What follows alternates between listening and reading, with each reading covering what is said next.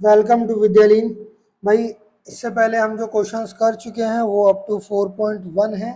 4.1 हमारी पूरी की पूरी हमने लगा ली थी। अब हम कर रहे हैं 4.2। कौन सी? एक्सरसाइज 4.2। अगर आप एक्सरसाइज 4.2 का पहला क्वेश्चन देखेंगे तो यहाँ पर इस पहले क्वेश्चन में आप क्वेश्चन अगर रीड करेंगे तो यहाँ पर कुछ क्वेश्चन फैक्टराइजेशंस के हैं। इन फैक्टराइजेशंस के क्वेश्चंस को हम आज डील करेंगे और समझेंगे कि आखिरकार फैक्टराइजेशन किस तरीके से करते हैं। ऑल्दो फैक्टराइजेशन वाला कॉन्सेप्ट हम पहले भी पढ़ चुके हैं, बट अब क्योंकि ये एक्सरसाइज के अंदर है तो आज दोबारा से सीखते हैं एक और बार। ठीक है, देखेंगे भाई। सबसे पहले हम क्या करते हैं, जब कभी भी कोई फैक्टराइजेशन का क्वेश्चन आता है तो हम उसको स्प्लिट करते हैं, मिड टर्म को स्प्लिट करते हैं। लेकिन मिड टर्म को स्प्लिट करने से पहले हमारी सिचुएशंस जो है, जैसे कि फॉर एग्जांपल ये अगर क्वाड्रेटिक इक्वेशन है तो सबसे पहले हम ए और सी को मल्टीप्लाई करते हैं। जो भी ए और सी को मल्टीप्लाई करके आता है उसके फैक्टर्स देखते हैं कि आखिरकार उन्हें किस फैक्टर्स में तोड़ा जा सकता है। अगर फैक्टर देख लें और उसके अंदर ये समझ में आए कौन से दो पेयर को कंसीडर करके या तो ऐड करके या तो सब्ट्रैक्ट करके हम वहाँ पर बीच वाला टर्म यानी कि मिड टर्म ला सके। यानी कि फॉर एग्जांपल अगर मैं मिड टर्म को तोड़ देता हूँ दो पार्ट में, पी और क्यू में, तो इनका मल्टीप्लाई तो डी के बराबर होना चाहिए, बट इनका एडिशन जो है वो बी होना चाहिए। अगर ये वाली कंडीशन आपकी फुलफिल हो रही है तो इसका मतलब आपने फैक्टराइज जो किया है, उनको मिड टर्म जो स्प्लिट किया है वो बिल्कुल सही सही हुआ। नाउ भाई यहाँ पर क्या है 1। अगर आप 1 को 10 से मल्टीप्लाई करते हैं तो आंसर क्या आता है? 1 को पहली बात आपको मल्टीप्लाई करना है किससे? -10 से। कितना आया? -10। अगर आप 10 के फैक्टर देखें तो क्या हो सकता है? 10 इंटू 1 हो सकता है, और क्या हो सकता है? 2 इंटू 5 हो सकता है। और कोई फैक्टर है क्या? और कोई फैक्टर नहीं है। अब हम क्या करते हैं, इनको एक बार ऐड करते हैं और एक बार सब्ट्रैक्ट करते हैं। 10 + 1 11, 10 - 1 9। यहाँ पर भी ऐसे ही किया, यहाँ पर ऐड किया तो कितना आया? 7, और सब्ट्रैक्ट किया तो कितना आया? -3। मैंने थोड़ी देर पहले भी बोला था, जो भी आपने मिड टर्म को जिस पार्ट में तोड़ा है, स्प्लिट किया है, उन पार्ट्स को ऐड करके या सब्ट्रैक्ट करके आपका मिड टर्म बनना चाहिए। तो अगर आप देखें तो यहाँ पर मिड टर्म कितना है? 7, और अगर वो तो सॉरी 3, और अगर आप इधर देखें तो 3 सिर्फ इसमें आ रहा है। यानी कि जो मिड टर्म स्प्लिट होगा वो दो पार्ट में टूटेगा, एक 2 में और 5 में। भाई नोट करेंगे, जब हम इसको स्प्लिट करते हैं तो हम बहुत खास ख्याल रखते हैं कि वो जो हमने स्प्लिट किया है पार्ट, वो वापस सॉल्व करने के बाद ऊपर वाला टर्म बनना चाहिए। ये बात बहुत समझने वाली है क्योंकि बच्चा इसके ऊपर बिल्कुल भी गौर नहीं करता, तोड़ तो देता है, साइन के ऊपर फोकस नहीं देता। फॉर एग्जाम्पल अगर आप यहाँ पर देखें तो -5 -2, अगर आप इनको सॉल्व करेंगे तो आंसर आएगा -7x। लेकिन यहाँ पर क्या माइनस का है? बिल्कुल नहीं। तो इसका मतलब ये वाले फैक्टर जो स्प्लिटिंग हुई है ये बिल्कुल गलत है। कुछ बच्चे क्या करेंगे, जो ये -5 है इसे +5 कर देंगे, इसे -2 दे देंगे, तो उस केस में भी आपका जो आंसर है वो गलत आ रहा है। क्यों? क्योंकि ये जो -5 है ना बच्चा, इसे अगर आपने +5 कर दिया तो रिजल्टेंट जो होगा वो +3 आएगा। लेकिन अब अगर आप नोट करो तो यहाँ पर क्या लिखा है? -3। तो सॉल्व करने के बाद तो -3 आना चाहिए। आप इसको ऐसे याद कर सकते हैं, जो साइन यहाँ पर है वहाँ पर इन दोनों में बड़ी वैल्यू का साइन वही रखना है आपको इन केस ऑफ सब्ट्रैक्शन। तो यहाँ पर क्या कर देते हैं? पॉजिटिव। नाउ हमें क्या लेना है? कॉमन। अगर आप देखें इधर x² है और इधर 5x है, इधर से क्या कॉमन चला जाएगा? x कॉमन चला जाएगा, बचेगा क्या? x - 5। अगर आप देखें तो ये वाला टर्म और ये वाला टर्म सेम आना चाहिए हमेशा। अगर ये सेम नहीं आ रहे तो कहीं ना कहीं आपने स्प्लिटिंग में गलती करी है मेरे दोस्त। इसको सेम आना चाहिए, यानी ये क्या आएगा? x - 5 = 0। यहाँ पर अगर आप नोट करें तो ये +2 है, यहाँ पर नोट करें तो यहाँ पर +1 बच रहा है। इसका मतलब आपने कुछ बाहर निकाला, और वो जो बाहर निकाला वो वाली वैल्यू क्या है? +2।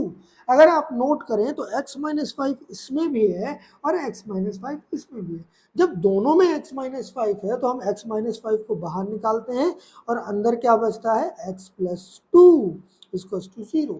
अब जब सिचुएशन ऐसी हो कि हमारे पास दो नंबर प्रोडक्ट में लिखे हों और इक्वल टू 0 हो तो वहाँ पर हमारे पास मोस्ट प्रोबेबिलिटी या तो ए को 0 लिया जाएगा या तो बी को 0 लिया जाएगा। दोनों में से कोई भी एक अगर 0 हो जाएगा तो हमारे पास आंसर यानी resultant of product, resultant of multiply क्या आएगा, 0 आएगा। उसके हिसाब से देखें तो एक बार x माइनस 5 को इक्वल टू 0 करो और एक बार x प्लस 2 को इक्वल टू 0 करो। यहाँ से अगर आप देखें तो x प्लस 5 की x की वैल्यू क्या आ गई 5 और x की वैल्यू क्या आ गई माइनस का 2। भाई उम्मीद करता हूँ ये क्वेश्चन आपको समझ में आ रहे हैं।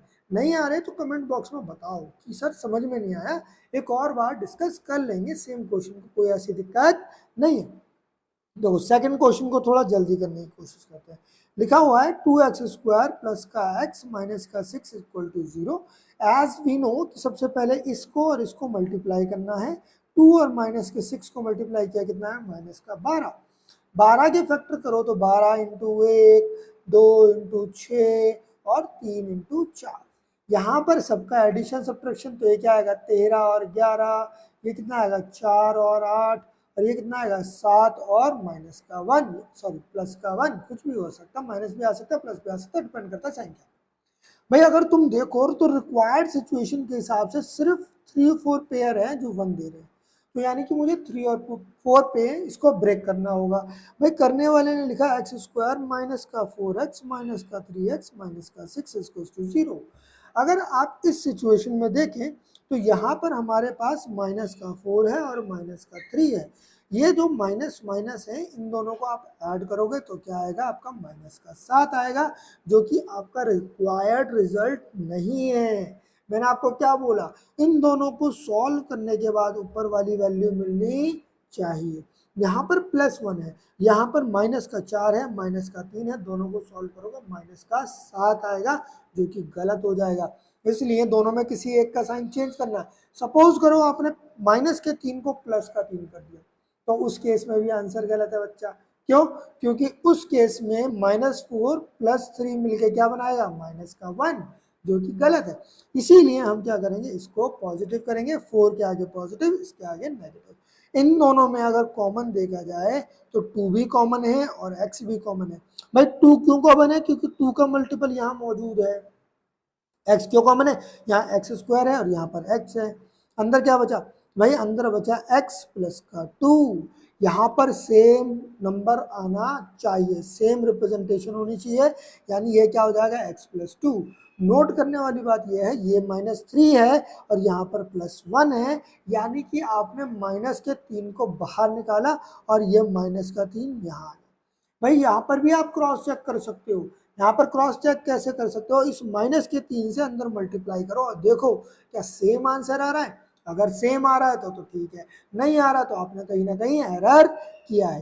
भाई अगर अब तुम इस वाली टर्म में और इस वाले टर्म में देखो तो कॉमन हमारे पास क्या आ रहा है x प्लस 2। अंदर क्या बचा बच्चा? माइनस का 2x प्लस माइनस का 2x minus sorry 2x minus 3। अब मैंने क्या बताया था, एक बार इसको इक्वल टू 0 करना है और एक बार इसको इक्वल टू 0 करना है। यहाँ से देखोगे तो x प्लस 2 इक्वल टू 0 और 2x minus 3 equal to 0। Side change करते हैं तो ऑपरेशन का साइन चेंज होता है। यहाँ पर भी साइड चेंज करोगे तो ऑपरेशन का साइन चेंज होगा। जो चीज़ प्लस है वो चीज़ माइनस, जो चीज़ माइनस है वो चीज़ प्लस। यहाँ से x की वैल्यू कितनी आ जाएगी 3/2। भाई ये क्वेश्चन आपका यहाँ पे खत्म हो गए। 2 क्वेश्चन हमने कर लिए। पहले क्वेश्चन के 2 पार्ट हम इस वीडियो में कवर कर लिए हमने। भाई मैं उम्मीद करता हूँ दोनों के दोनों पार्ट्स आपको समझ में आए होंगे। फैक्टराइजेशन का रूल्स भी आपको समझ में आ रहे होंगे कि किस तरीके से स्प्लिट करना है। अगर कोई भी दिक्कत हो रही है तो भाई वीडियोस को कंटिन्यूस देखो, समझने की कोशिश करो, क्योंकि कहीं ना कहीं इस चैप्टर के अंदर फैक्टराइजेशन से रिलेटेड काफ़ी सारे क्वेश्चन आने वाले हैं। हर एक क्वेश्चन में फैक्टराइजेशन की अप्रोच लगेगी तो वो आपको समझ में आ ही जाएगा। बट साइमल्टेनियसली आपको चाहिए कि आप छोटे छोटे जो हमारे फैक्टर्स होते हैं वो करें। ठीक है, इस तरीके से आपका जो बेस है मैथ्स का वो मजबूत हो जाएगा। पढ़ते रहें। Take care, bye bye.